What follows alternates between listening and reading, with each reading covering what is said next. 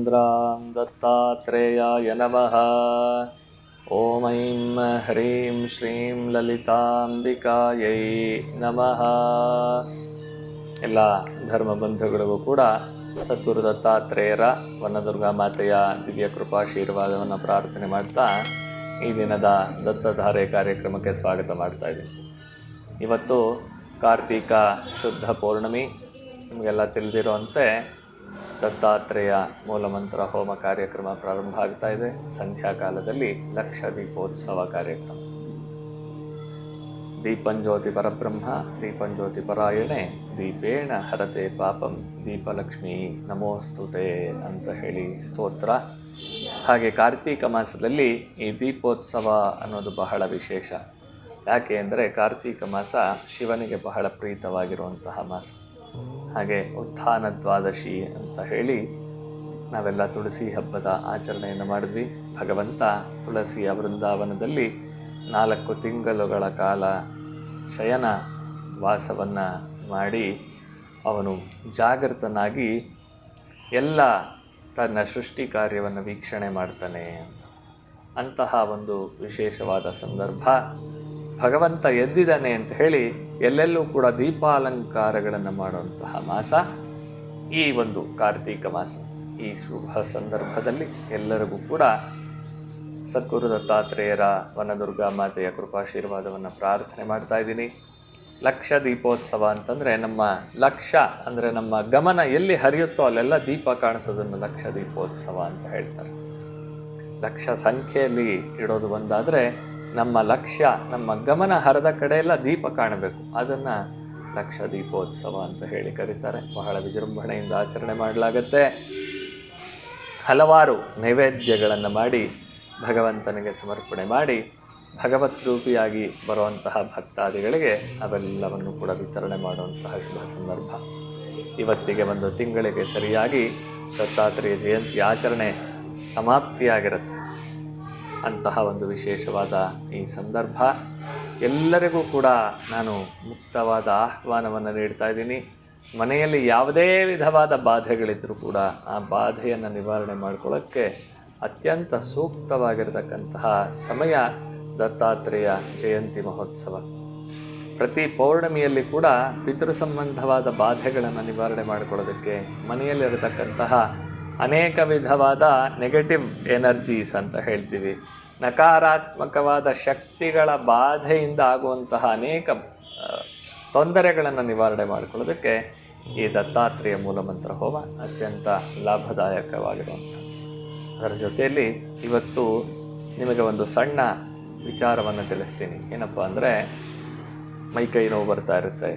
ಎಲ್ಲೋ ಹೋಗಿ ಬಂದಿರ್ತೀರಿ, ಕಾರ್ಯಕ್ರಮಕ್ಕೆ ಹೋಗಿ ಬಂದಿರ್ತೀರೋ ಅಥವಾ ಇನ್ನೆಲ್ಲೋ ಊರಿಗೆ ಹೋಗಿ ಬಂದಿರ್ತೀರೋ, ತಡ್ಕೊಳ್ಳೋಕ್ಕೆ ಆಗ್ತಾಯಿಲ್ಲ ತಲೆನೋವು, ಮೈಕೈ ನೋವು. ಅದಾದಮೇಲೆ ಏನೋ ಒಂಥರ ನನಗೇ ಗೊತ್ತಾಗ್ತಾ ಇದೆ ಏನೋ ನೆಗೆಟಿವ್ ಆಗಿದೆ ಅಂತ. ಏನು ಕೆಲಸ ಮಾಡೋಕ್ಕೂ ಆಗ್ತಾಯಿಲ್ಲ, ಹಣದ ಬಿಕ್ಕಟ್ಟು ನಿವಾರಣೆ ಆಗ್ತಾಯಿಲ್ಲ, ಅನಾರೋಗ್ಯದ ಸಮಸ್ಯೆ ಪದೇ ಪದೇ ಕಾಡ್ತಾ ಇದೆ ಅಂತ ನಿಮ್ಗೆ ಅನಿಸಿದ್ರೆ ಈ ಒಂದು ಸಣ್ಣ ಪರಿಹಾರವನ್ನು ಮಾಡಿಕೊಡಿ ಮನೆಯಲ್ಲಿ. ಅದರಲ್ಲಿ ಪೌರ್ಣಮಿ ಬಹಳ ವಿಶೇಷ. ಪೌರ್ಣಮಿವರೆಗೂ ಕಾಯಕ್ಕಾಗಲ್ಲ ಅಂತಂದರೆ ಮಂಗಳವಾರ, ಗುರುವಾರ ಮತ್ತು ಭಾನುವಾರ ಮಾಡಬಹುದಾಗುತ್ತೆ. ಇವತ್ತು ಪೌರ್ಣಮಿ ಬಂದಿದೆ. ಬಹಳ ವಿಶೇಷವಾಗಿ ಇವತ್ತು ಭರಣಿ ನಕ್ಷತ್ರ ಕೂಡ ಇದೆ. ಈ ಸಂದರ್ಭದಲ್ಲಿ ಏನು ಮಾಡ್ಕೋಬೇಕಪ್ಪ ಅಂತಂದರೆ, ಇದಕ್ಕೆ ಬೇಕಾಗಿರೋದು ಒಂದು ತೆಂಗಿನಕಾಯಿ, ಒಂದು ನಿಂಬೆಹಣ್ಣು, ಒಂದು ಸೌತೆಕಾಯಿ. ಈ ತೆಂಗಿನಕಾಯಿ, ನಿಂಬೆಹಣ್ಣು, ಸೌತೆಕಾಯಿನ ಏನು ಮಾಡಬೇಕು ಅಂತಂದರೆ, ಮೊದಲು ಒಂದು ತಂಬಿಗೆಯಲ್ಲಿ ಕೆಂಪು ನೀರು ಮಾಡಿಕೊಳ್ಬೇಕು. ಅರಿಶಿನ ಮತ್ತು ಸುಣ್ಣವನ್ನು ಬೆರೆಸಿ ನೀರಿಗೆ ಮಿಶ್ರಣ ಮಾಡಿದಾಗ ಕೆಂಪು ಕಲರ್ ಬರುತ್ತೆ. ಇದನ್ನು ಓಕಳಿ ನೀರು ಅಂತ ಹೇಳ್ತಾರೆ. ಆ ಓಕಳಿ ನೀರಿನಿಂದ ಯಾರಾದರೂ ಒಬ್ಬರು ಇಳಿ ತೆಗಿಬೇಕು. ಯಾರಿಗೆ ತೊಂದರೆ ಆಗ್ತಾ ಇದೆಯೋ ಅವರಿಗೆ ಬೇರೆಯವರು, ಅದು ಹೆಣ್ಣಾಗಲಿ ಗಂಡಾಗಲಿ ಅದರಲ್ಲಿ ಏನೂ ಸಮಸ್ಯೆ ಆಗಲ್ಲ. ಆ ನೀರಿನಿಂದ ಇಳಿ ತೆಗೆದು ತೆಂಗಿನಕಾಯಿನ ನಾನು ಹೇಳ್ಕೊಟ್ಟಿದ್ದೀನಿ, ಯಾವಾಗಲೇ ಮಾಡುವಾಗಲೂ ಬಲಗಡೆ 7 ಸುತ್ತು, ಇದು ಲಾಕ್ ಆಗಿರುವಂತಹ ಸೂಚನೆ. ಎಡಗಡೆ 7 ಸುತ್ತು ತೆಗೆದಾಗ ಅನ್ಲಾಕ್ ಆಗಿರುವಂತಹ ಸೂಚನೆ. ಆ ಅನ್ಲಾಕ್ ಆಗಿರೋದನ್ನು ನಮ್ಮ ಕಾಲಿನ ಮುಖಾಂತರ ಭೂಮಿ ತಾಯಿಗೆ ಸಮರ್ಪಣೆ ಮಾಡ್ತಾ ಇರೋದಕ್ಕೆ ಮೇಲಿಂದ ಕೆಳಗಿಂದ ಮೇಲೆ ಯಾವತ್ತೂ ಎತ್ತಬಾರದು, ಮೇಲಿಂದ ಕೆಳಗಡೆ ದೃಷ್ಟಿಯನ್ನು ತೆಗಿಬೇಕು. 7 ಬಾರಿ ತೆಂಗಿನಕಾಯಿ, ನಿಂಬೆಹಣ್ಣು ಮತ್ತು ಸೌತೆಕಾಯಿನ ಆ ರೀತಿ ದೃಷ್ಟಿ ತೆಗೆದು ಈ ಕೆಂಪು ನೀರಿನ ಒಳಗಡೆ ಹಾಕಿ ಅದನ್ನು ದಾಟಬೇಕು 3 ಸಲ. ಒಂದ್ಸಲಿ ಹೊರಗಡೆ, ಒಂದ್ಸಲಿ ಒಳಗಡೆ, ಮತ್ತೆ ಇನ್ನೊಂದ್ಸಲಿ ಹೊರಗಡೆ ಅಂತ ಹೇಳಿ 3 ಸಲ ದಾಟಿ ಪಕ್ಕಕ್ಕೆ ನಿಂತ್ಕೊಂಡ್ರೆ ಇದನ್ನು ಯಾರಾದರೂ ತೊಗೊಂಡು ಹೋಗಿ ಮನೆಯಿಂದ ಸ್ವಲ್ಪ ದೂರ ಹೋಗಿ 3 ದಾರಿ ಸೇರಬೇಕು ಅನ್ನೋದೆಲ್ಲ ರೂಲ್ಸ್ ಏನೂ ಇಲ್ಲ. ಯಾವುದಾದ್ರೂ ಒಂದು ನಿರ್ಜನ, ಜನಗಳು ಓಡಾಡ್ದಿರ ಇರೋವಂತಹ ಪ್ರದೇಶದಲ್ಲಿ ಯಾವುದಾದ್ರೂ ಒಂದು ಮೂಲೆಯಲ್ಲಿ ಮೊದಲು ತೆಂಗಿನಕಾಯಿನ ಒಡಿಬೇಕು, ಸೌತೆಕಾಯಿನ ಒಡಿಬೇಕು, ನಿಂಬೆಹಣ್ಣನ್ನು ಎಡಗಾಲಲ್ಲಿ ತುಳಿಬೇಕು, ಅದರ ಮೇಲೆ ಈ ಕೆಂಪು ನೀರನ್ನು ಚೆಲ್ಲಬೇಕು. ಕೆಂಪು ನೀರನ್ನು ಚೆಲ್ಲಿ ಆನಂತರ ಮನೆಗೆ ಬಂದು ಕೈಕಾಲು ತೊಳ್ಕೊಂಡ್ರೆ ಖಂಡಿತವಾಗಲೂ ಈ ರೀತಿಯಾದ ನೆಗೆಟಿವ್ ಎನರ್ಜೀಸ್, ಏನು ಹಿಂಸೆ, ಬಾಧೆ, ತೊಂದರೆಗಳಿದೆ ಅವೆಲ್ಲವೂ ಕೂಡ ಅತಿ ಶೀಘ್ರವಾಗಿ ನಿವಾರಣೆ ಆಗುತ್ತೆ. ಇದು ಪೌರ್ಣಮಿ, ಅಮಾವಾಸ್ಯೆ ಮತ್ತು ಮಂಗಳವಾರ, ಗುರುವಾರ, ಭಾನುವಾರ ಈ 5 ದಿನಗಳು ಕಂಟಿನ್ಯೂಸ್ ಆಗಿ ಬೇಕಾದ್ರೂ ಮಾಡಿ.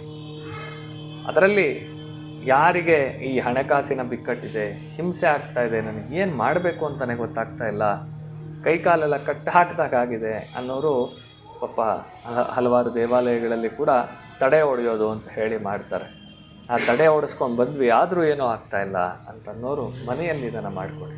ನಾವು ಊಟ ಮಾಡಿದ್ರೆ ನಮ್ಗೆ ಹೊಟ್ಟೆ ತುಂಬೋದು. ಹಾಗೆ ನಾವು ಇದು ಕೆಲಸವನ್ನು ಮನೆಯಲ್ಲಿ ಮಾಡ್ಕೊಳ್ಳೋದ್ರಿಂದ ಈ ರೀತಿಯಾದ ಬಾಧೆಗಳು ನಿವಾರಣೆ ಆಗುತ್ತೆ, ಮನೆಯಲ್ಲಿರುವಂತಹ ನೆಗೆಟಿವ್ ಎನರ್ಜಿ ನಿವಾರಣೆ ಆಗುತ್ತೆ. ಅದರ ಜೊತೆಯಲ್ಲಿ ಈಗ ನವೆಂಬರ್ 25, 26ನೇ ತಾರೀಕುವರೆಗೂ ಕೂಡ ಸತತವಾಗಿ ನಾನು ದತ್ತ ಪಾದುಕೆಗಳನ್ನು ಭಿಕ್ಷೆಗೆ ತರ್ತಾ ಇದ್ದೀನಿ.